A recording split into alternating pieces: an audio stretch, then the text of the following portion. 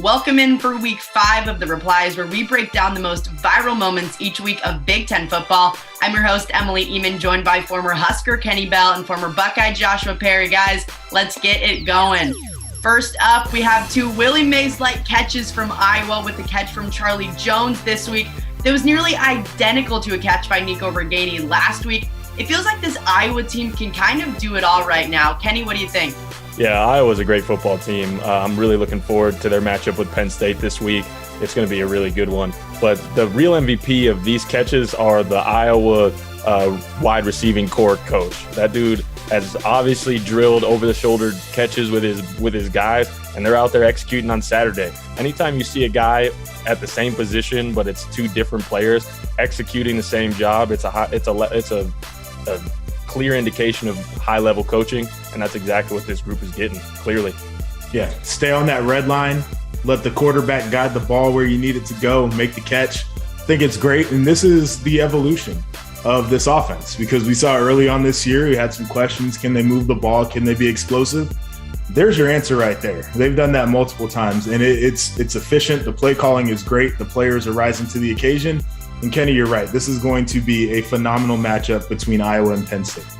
Next up, this Michigan team was getting hype at Camp Randall last weekend. Joshua, if you're Wisconsin and you see this from across the field, how demoralizing is it?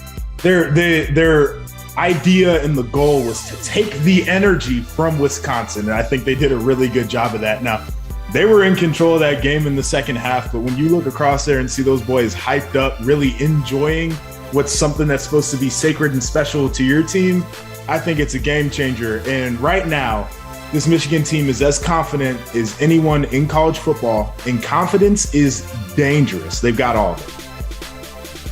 I don't have much to follow up with this one there, JP. I was never in the position come that fourth quarter to jump around. I usually was on the bench with my head down at that point in the game. Good on the Wolverines for stealing some energy in Camp Randall, because that place, as you know, come that fourth quarter, it gets hypey in there. So for them to retain that energy and steal some going into the fourth quarter, I dig it. Next up, Husker Nation was doing the absolute most in the stadium.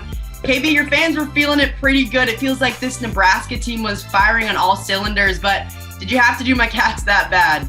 Yeah, honestly, Emily, we kind of did have to do the Cats that bad. It's been a little bit of a roller coaster, but it was great to see the Skurs get on track Saturday night. And in front of a home crowd and the stadium, the lighting that they did, the show that they put on, I mean, I couldn't have been more appreciative for the Nebraska Cornhuskers, and I couldn't have wanted to play in that stadium more this last Saturday night. I think they've got the ship corrected.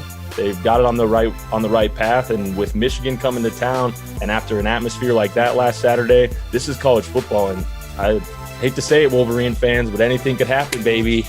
Oh, look at that. Are we calling the upset right now? I have to, JP. I got to. Let's go. Skurs by 14. Oh, I like it. Okay, see with the energy. Big Husker in the house. So this is what we got. Is played close against Oklahoma, who we think is a really good team. Played close against Michigan State, who's a really good team. Blew out a team that they're supposed to beat. I think they're peaking at the right time. We had a lot going on last weekend during the Purdue-Minnesota game. Starting with the Purdue cheerleader who just face planted in a puddle, and I have so many questions because it couldn't have been after the game because they lost. Maybe it was halftime, getting people fired up. Kenny, what do you think? I was really confused as well, Emily. I was like, wow, I love the energy. I love the celebration. But then I checked the box score and I was like, wait a minute. This isn't a post-game celebration. Also, a little skeptical on the flop. You know, it's maybe 6 inches of water. Perhaps a slide would have got you the better visual effects as well. But you know, I'm not in college anymore. That's above my pay grade these days. Yeah, the flop into shallow waters is quite questionable. However, I appreciate the enthusiasm. This was in the thick of the game where Purdue was absolutely in it. You're trying to get everybody hyped up. You're enjoying the elements. Personally, probably would have gone with the slide too. And I'm too big of a man to be flopping anyway. But it got some questions there. And during that same game, we have Ibrahim zooming around the sideline on his scooter. Joshua, do you think Coach Ibrahim was happy about that comeback late? Absolutely. Coach Mo out there getting the guys juiced up. giving some pointers, and he's got the perspective there on the sideline, but you see him scooting around. And one of the things that happens, and Kenny, you know this, when players get hurt, sometimes it is a really tough mental battle, and you can see this guy is engaged and he's making the most of it. Yeah, I think sometimes the hardest part about enduring an injury is having to watch your guys play, knowing you can't, right, JP? So for him to be out there, for him to be in huddles the best he can on the sideline and really helping his guys out, really speaks to the character of which Mo Ibrahim possesses. I mean, forget about the type of football player he is. That guy cares about his program. He cares about his guys. The first one giving high fives when people are coming off. I mean, top-notch character. Well, I want to enjoy this one for at least a few hours, but I've watched Iowa on TV and some crossover tape, and it's a damn good football team. It's going to be a challenge on the road. It's always a great place to go. I'm looking forward to waving to those kids in the hospital, but it'll be a great game. Last up, head coach James Franklin gave some thoughts on the huge top 5 matchup coming up as the Nittany Lions head out to Iowa. He said he was looking forward to a good football game and, of course, the wave. Joshua, what are you most excited for in this matchup? I think it's one of the best matchups we'll see in college football all year. You got two of the best teams in the country duking it out. I think they both have really good defenses. I think they both have offenses that are doing some things extremely well.